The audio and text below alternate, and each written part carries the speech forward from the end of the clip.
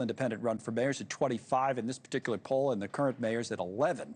Eric Adams with Mamdani leading at 35. Paul Reichoff joins us, host of the Independent Americans podcast. He is also an advisor to Jim Walden, who's an independent candidate we've had on the show for mayor. Who's missing from that graphic. The real independent should be in that graphic. But he's not getting the numbers right now, right? So the Not yet, but I think there's a big difference between the Democratic primary and the general election. What do you make of this, though, that it is so much, even the president talked about it yesterday, a lot of back and forth between those two.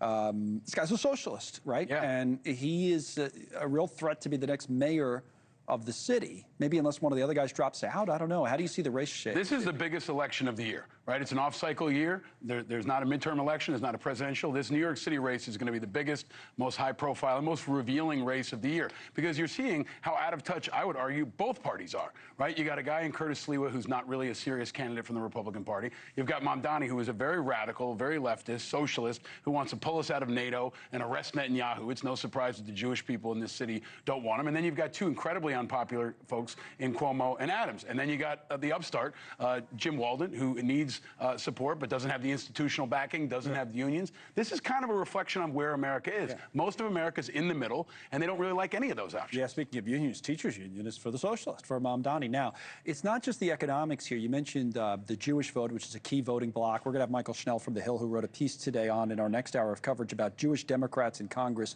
sounding the alarm on Zohran Mamdani and spoke to a number of them. His refusal to condemn the phrase globalize the Intifada or recognize Israel as a Jewish state, dangerous during the current moment of rising anti-Semitism. What would you say about that part of it? I think they're right. I mean, it is dangerous. It is radical. This is very far from a mainstream position. He's not condemning the Intifada.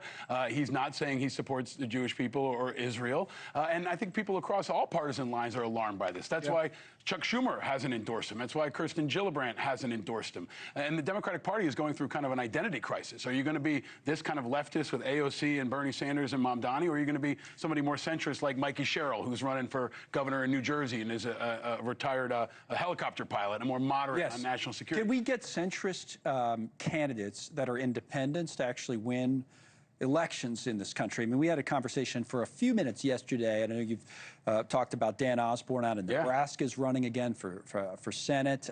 You talk all the time. You're the independent voice about these independent candidates, but a lot of times they don't actually get it across the finish line. I know Elon Musk wants to start a new party, but where's the independent movement here? I think it's the future. You know, it's building, it's growing, it's getting stronger every year. You're seeing candidates that are more competitive, and I think Elon is recognizing that this is what the country wants. They want alternatives. You're going to join his new party? I don't know about that, but he should support independent candidates, right, who don't join any party. And that's what you got in Dan Osborne, who ran in Nebraska. He only lost by about 7 points to the institutional candidate, the Trump-supported right-wing Republican candidate, and he put up a good fight. He's running again. He just announced. Now he's running against the other senator in Nebraska, who is another billionaire. He owns the Chicago Cubs. So there's going to be a contrast there. I also talked to a guy named Todd Achilles, who just declared in Idaho. He's an Army veteran who used to be a Democrat, who left the Democratic Party. So there are now 3 independent veteran candidates running for office for the Senate already, and I think there are going to be hundreds more. We're recruiting them.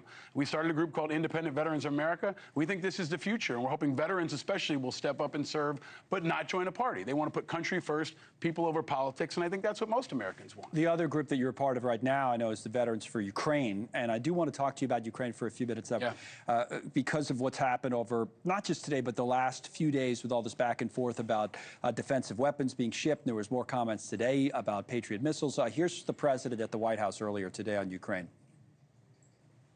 What does it say that such a big decision could be made inside your government without you knowing? I would know. If a decision was made, I will know.